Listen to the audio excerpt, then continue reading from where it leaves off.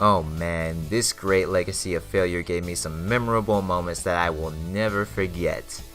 In terms of now, they seem to be headed back to the bottom of the AL West as a team built on a pretty good lineup and absolutely nothing else. With their lineup, I mentioned that it's the only bright spot on this team, and it really is. They do have Joey Gallo, a guy that will hit a bunch of home runs and not do much of else, get on base maybe, but not have a very high average. But there is Delano DeShields at the top of the lineup, pretty good leadoff hitter. Hopefully he'll continue his pace. I mean, it is Globe Life Park in Arlington, so he should be good. Same with Elvis Andrus and Adrian Beltre. Hopefully he continues to defy Father Time. Then there's Nomar Mazara, Shin-Soo Choo, Robinson Chirinos, Rougned Odor, and Drew Robinson. A few pure power hitters, well really one in Joey Gallo, and I guess you could say Rougned Odor also. But I mean, the Rangers, they do have a pretty good lineup. I like what they have with the top of the order and the heart of the order, so it should be well productive in Arlington, as I mentioned, or in Globe Life Ballpark in Arlington, since it is an offense-heavy ballpark. So I'm giving them a grade B for their lineup. In terms of their depth, I mean, there's Jurickson Profar and Juan Centeno, who was taken off of waivers in November from Houston.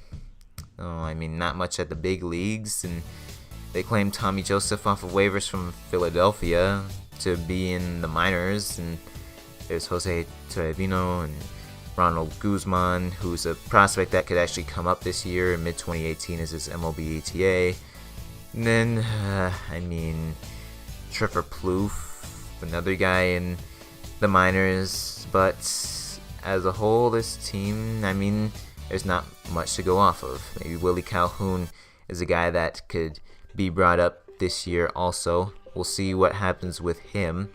Justin Hood was also a pickup from Miami this past offseason via free agency. So, I mean, the depth, there's not much here. It's not much here at all. So I'm giving it a grade of a C-.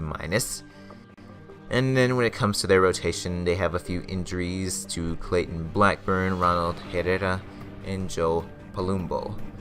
None really notable right there. None of those guys are projected to do that good. But this rotation is funny in the sense that it is living off of a bunch of castaways to take them to where they need to go to. Oh, this rotation is not good at all. It is not good at all. Mike Minor, he did well in the bullpen last year for KC. I don't know how well he'll fare in the rotation. Martin Perez, he had a fracture on his non-throwing elbow. He's not going to pitch opening day either way, but there's Cole Hamels, one of the castaways, another castaway in Matt Moore, and also another castaway in Doug Fister. So I don't know how well this rotation is going to produce. I don't think it's going to produce very good, and I just I don't think this rotation is very good at all. I'm giving it a grade of a D+. It's just not good to me. And in terms of guys that could come up, there is Yohander Mendez, who could come up in late 2018. That's his MLB ETA. We'll see what happens there.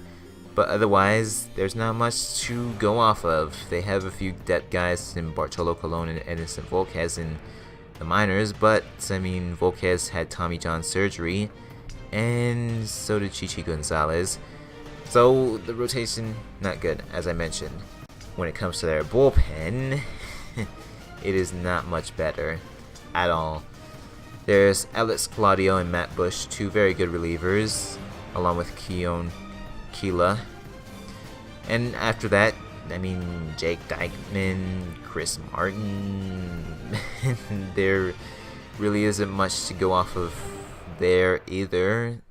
And so this bullpen, I mean, it's not terrible, but not that good either.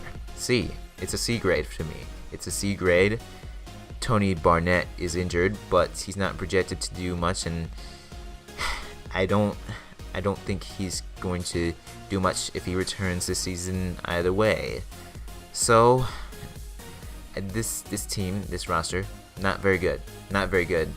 Especially the pitching staff. I mean, the lineup is good. Depth is not.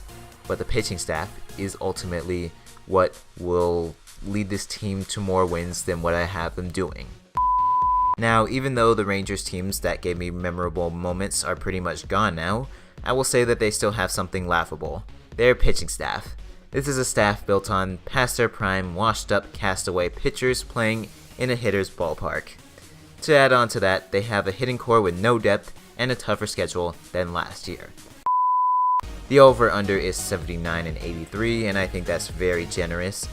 I'm going under 71 and 91, 5th in the AL West. So let me know if you agree, let me know why I'm a delusional hater for doubting this pitching staff. That is what predictions are all about discussion and debate, so if you have rationale, I will listen. If not, I'm not taking you seriously. Either way, that'll do it for this Rangers edition. I am saying so long.